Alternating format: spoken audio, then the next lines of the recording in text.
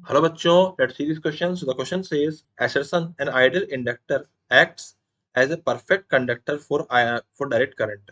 And reason the power factor of an inductor is 0. So there are four options. If both assertion reason are true, reason is correct explanation for the assertion.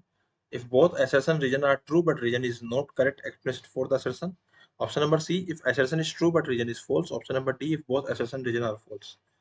So first of all, we will write the key concept in this question. So what is the key concept?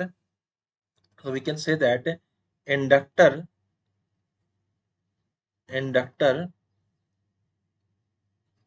works on the principle of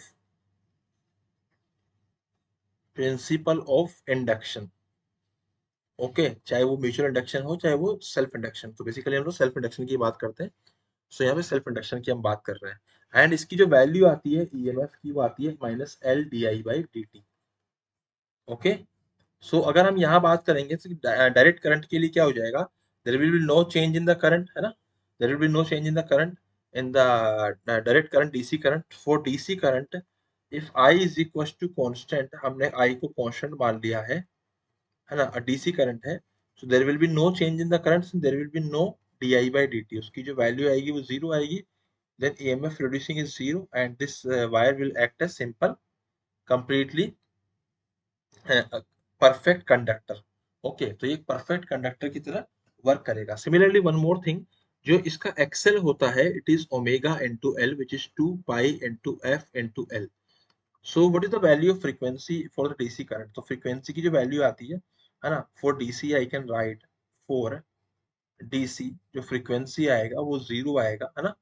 so basically frequency के लिए अगर zero आएगी तो यहाँ पे हमारा जो Excel है वो जीरो आएगा and it will act as completely perfect conductor. ठीक है.